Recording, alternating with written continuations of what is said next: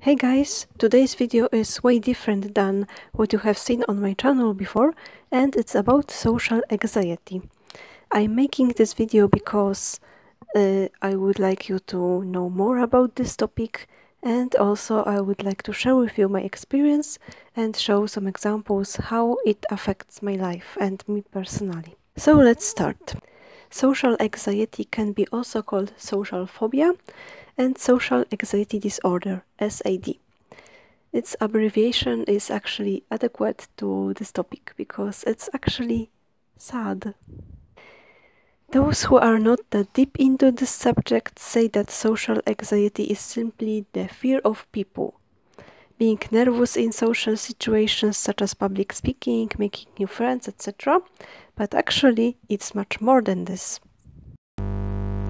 Social anxiety is the extreme and persistent fear of being judged, evaluated negatively by other people, laughed at, humiliated in front of others, or rejected. It affects all, most, or a few areas of someone's life, especially relationships, career, not to mention everyday activities like small talks, shopping, talking to strangers, eating in public, being watched while doing something, starting the conversation, which is actually the hell for me, and many more. But how is it different than shyness or introversion? Let's talk about shyness first. The difference between social anxiety and shyness is that feelings and physical symptoms of nervousness will become less intense when shy people become more familiar with the stressful situation. But if you have social anxiety, then they won't, and those symptoms, which I will tell you about later, may even worsen. People with social phobia are often not shy at all. They are simply trapped in anxiety thoughts, feelings and habits, and those thoughts, feelings and habits hold them back from social situations. Of course, sometimes social phobia and shyness can exist together, but they don't have to. Also, shy person might be afraid of looking bad in front of others, and a person with social anxiety just knows that they will look bad for sure. Now introversion. Introversion is born and social anxiety is made. Introversion is part of your inborn personality. Introversion is clear. Introverts prefer spending time with a smaller group of people, being more alone than others, are maybe more reserved, and there is no fear behind it. They don't avoid contacts with people because they think that there is something wrong with them, or they think that people consider them as stupid, a loser, or something else negative, like those with social anxiety do. For introverts, being seen by others isn't a performance. There is no anticipated judgment. You can perform your presentation with and have awkward silence in conversation, and it doesn't necessarily mean anything bad about you, in contrast to people with social phobia. Social anxiety is driven by fear, a fear so strong that sometimes is beyond your ability to control. When I was about to be in a stressful situation, for me stressful, I had a feeling that an unknown force is controlling me because I couldn't calm down even if I wanted to, and did things to help myself. Now let's move on to physical symptoms of social anxiety. It's rapid heartbeat, muscle tension, shaking hands and coughs, dizziness and lightheadedness, stomach trouble and diarrhea, frequent urination, inability to catch breath, out-of-body sensation, blushing, nausea, sweating, ear buzzing, trembling, overly soft and quiet voice, stuttering, feeling that somebody's mind is going blank, rigid body posture, little eye contact. People with social phobia find it scary and difficult to be with other people, especially those they don't already know, and have a hard time talking to them even though they wish they could. It's especially hard to talk to people in authority, so-called important people. They don't have to be important in general, but important for a person with SAD. And it's my biggest problem with those important people. I feel the most stressed when I have to talk to them. Also, people with social anxiety are very self-conscious in front of other people, feel embarrassed and awkward. And by the way, I thought that self-conscious means something like self-confident in English, but thank God I learned that it's the opposite. So those people are also very afraid that other people will judge them, and it's the main point in social anxiety. And they also stay away from places where there are other people. And actually this point suits me the least, because I'm not that extreme. As I said before, people with social anxiety experience intense and persistent fear of being judged and are convinced that others think about them negatively. However, they are not necessarily aware of the fact that this is the reason of their panic symptoms. They often don't know where it came from. Although knowing this might not change much in this person's mind because they might still not know how to cope with this anxiety and those overwhelming thoughts. Social anxiety, to be honest, prevents you from living your life. You will avoid situations that most people consider normal.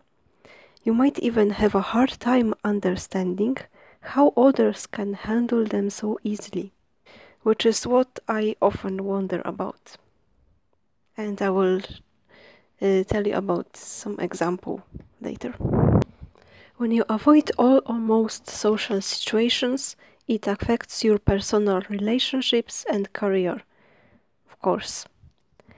It can also lead to low self-esteem, and actually low self-esteem can be the effect and the reason of social phobia too. The more you feel worthless, the poorer your social communication is. It's like a vicious circle.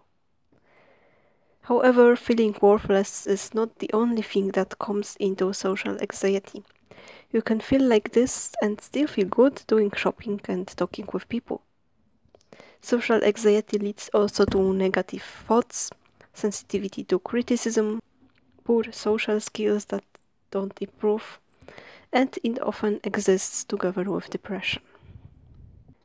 I mentioned earlier that people with social phobia have particular problems with talking to people with authority and important people. First of all, it's because they care much more about what they think of them, and secondly, because they generally think that others do everything well, especially those who seem very self-confident. Before I move on to my experience as a person with social anxiety and some very weird examples, let's now talk about what causes this disorder. And there are many reasons. The first one is neurobiological and the genetic predispositions. For example, you can have an overreactive amygdala, the part of the brain that controls your fear response. The second reason is when somebody has a parent with social phobia, and then it's more probable that they also will have this disorder, because this parent can't show you how healthy relationships should look like. The third reason is bad influence of close friends and family. Abuse, bullying, teasing, and this point applies to me personally, because my mom has been calling me names since elementary school. Generally, all of it was emotional abuse, and it lasts to this day, but it's not that intense anymore, or I just got used to it, but never mind. The fourth reason is having overbearing or controlling parent or parents. And the last reason are traumatic experiences. You can measure your social anxiety level with Leibovitz social anxiety scale.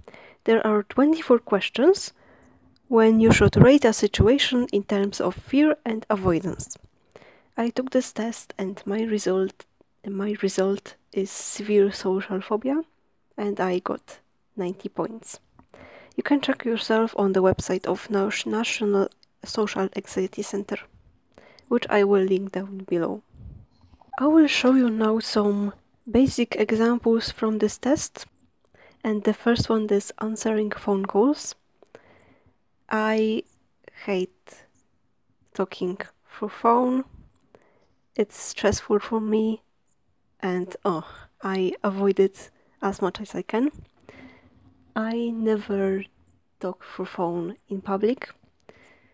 I only answer phone calls if I really have to. For example, when I'm looking for a job. And I think that's all. But I don't have this problem with my parents. Like, I can answer phone calls from my parents, I can talk with them in public, and yeah. But other people, no. The next example is public speeches. It's impossible for me unless I prepare it, or have it written, or learn every word by heart. And then I might even want to show it in public. The exception is when I'm doing YouTube videos about cosmetics. Then I don't prepare it. But never mind, it's not live and I can edit it, so I think that doesn't count. Next one is having an unprepared discussion with a group of people. I had huge problem with this at university and at school. When there was a group discussion, I never said a word unless I have to. Okay. Next one is writing something while being observed.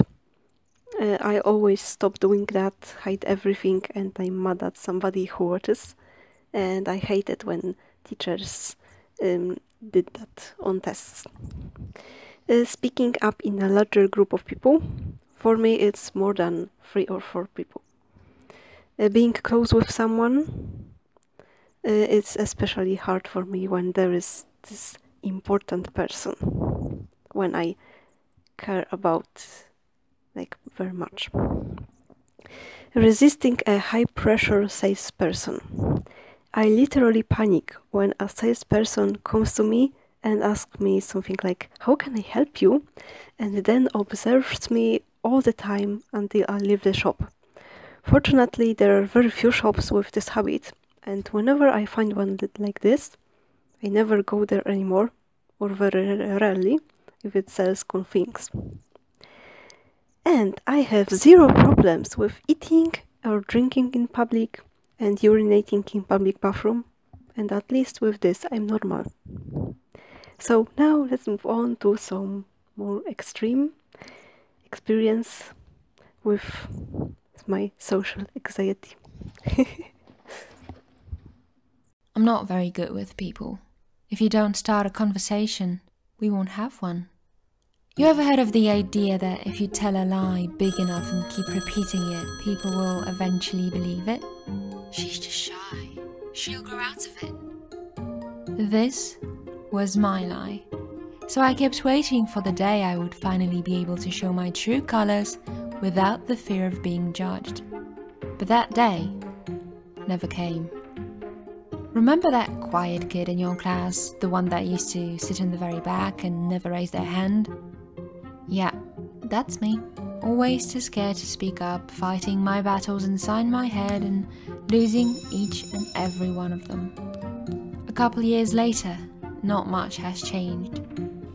What you're about to witness may seem funny until you realize how tragic it actually is. Social anxiety doesn't just ruin your life. It stops you from living it at all. Self-consciousness on steroids. That's the perfect description. So the first situation which I would like to tell you about took place not a long time ago. I had 2 jobs, my main one and an extra one. And I don't have this extra one now because of company issues and stuff like that, and I don't want to go into details, but time will tell if I will go back there, maybe. So yeah, this extra job was in a clothing shop, Actually, it was my second job, then I moved on to another one, and next I changed my job again and took this in a clothing shop as my extra one. So yeah, never mind. In this clothing shop there was a girl, a boy, and a manager with whom I couldn't talk because of my social anxiety.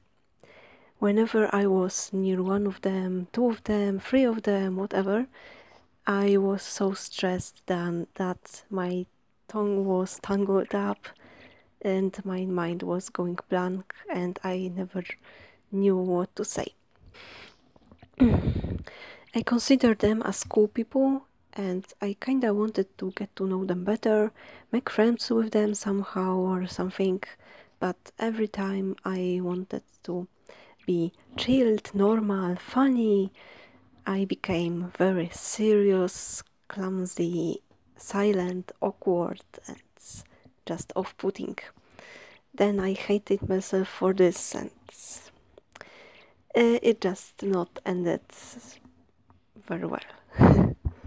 I guess that the main thing is that they are very self-confident, and I see them as those cool, important people, and I just feel worse than them, and because of the fact that I feel so insecure, it's hard for me to talk to them.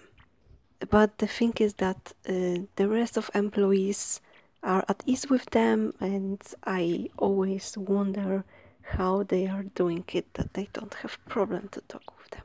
Like, I'm so awkward, and only I am this weirdo with the distance.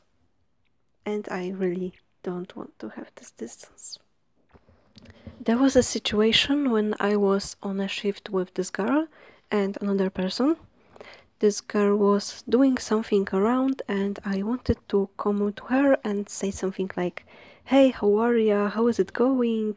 Start some conversation, and I was so stressed then that after a few attempts I came and ended up asking what to do with some clothes in a box.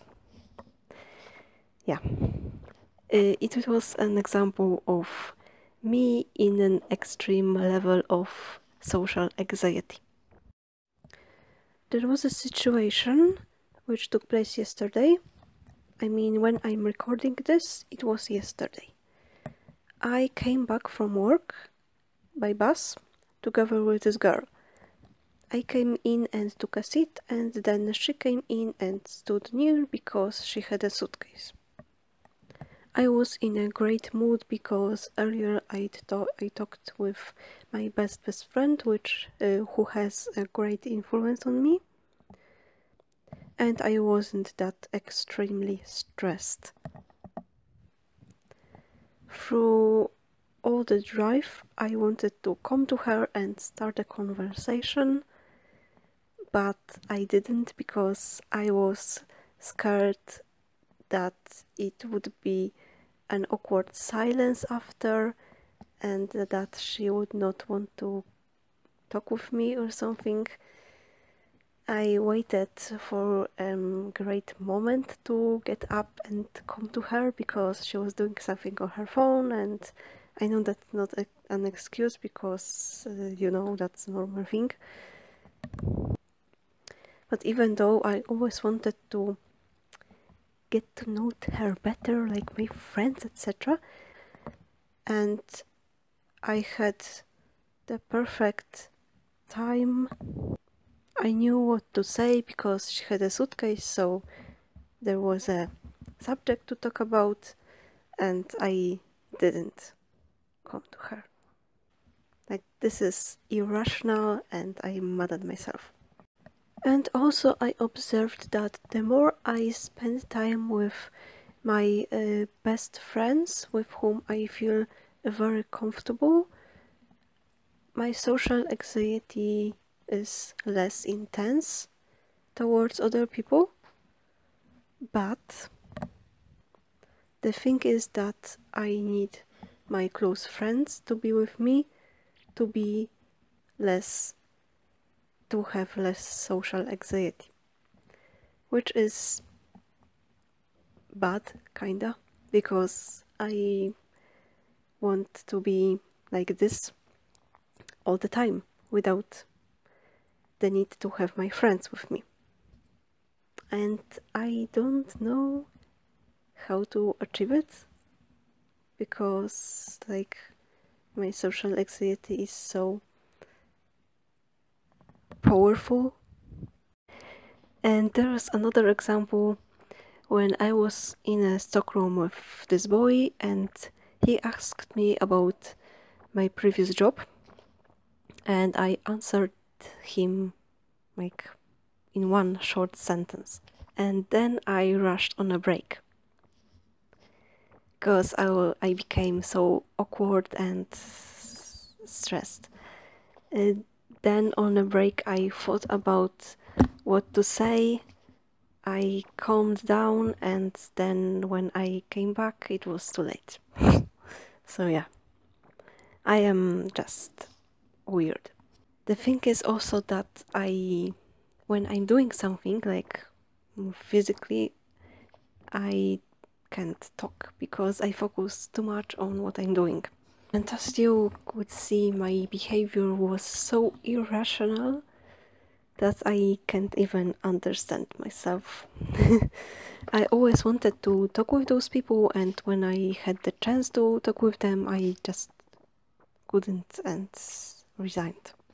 In my main job right now, I don't have this much problem with social anxiety.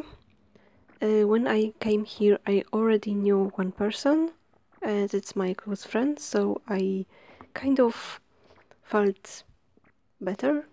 But there is one girl that I can't talk to. It's like I want to get to know her better, but I'm not sure if she wants to also, and I'm scared and stressed. I just feel so insecure about myself. And recently I realized that it might be the main reason of my social anxiety. But of course I'm not sure, and the most important thing is that I don't know how to change it. It's really hard to change it because the conviction that I'm worse than others just sits deeply in my brain, that it's almost impossible to get rid of.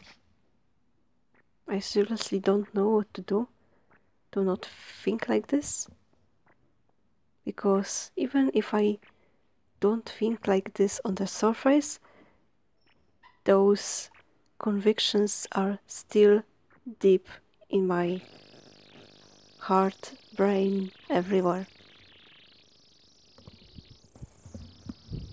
So the last point in this video will be how social anxiety can be treated.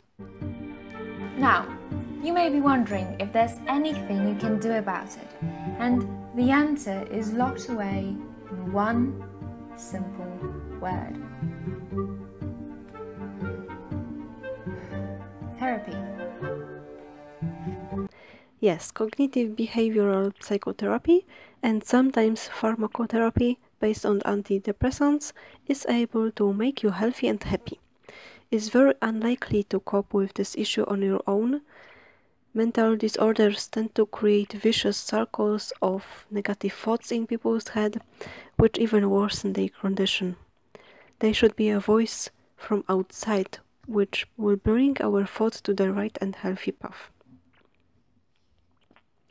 I'm planning to go on psychotherapy, but first I should resolve my health issues and get braces and stuff like that, and I put off my psychotherapy for later.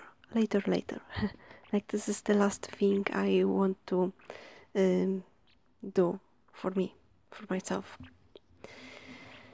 I found also that virtual reality is helpful in treating social anxiety. I read very interesting article about it on Newsweek's website, and I translated its fragment to you. It appears now on the screen.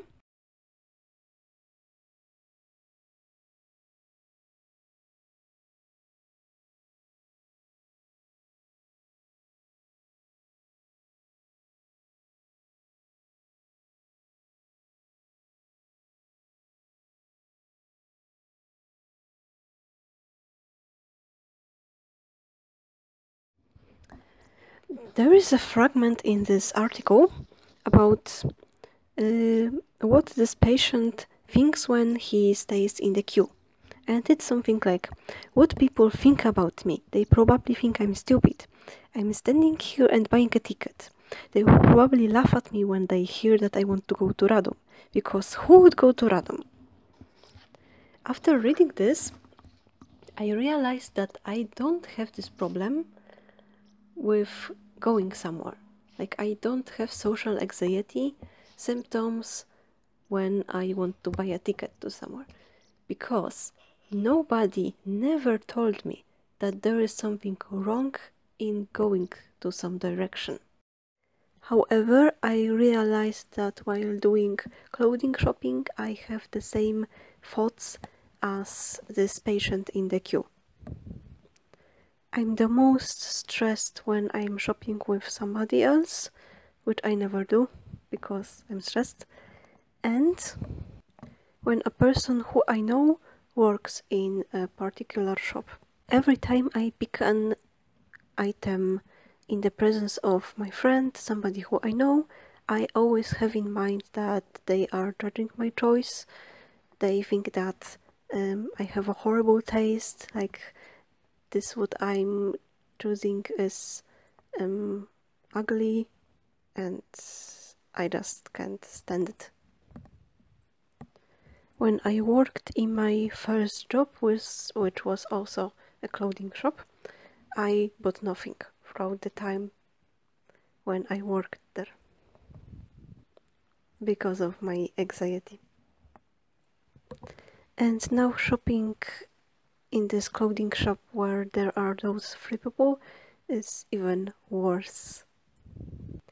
There was a one time where I wanted to go there for shopping, and I had literally full stress anxiety attack before going there. Like, I was at home and I panicked because I wanted to go there for shopping.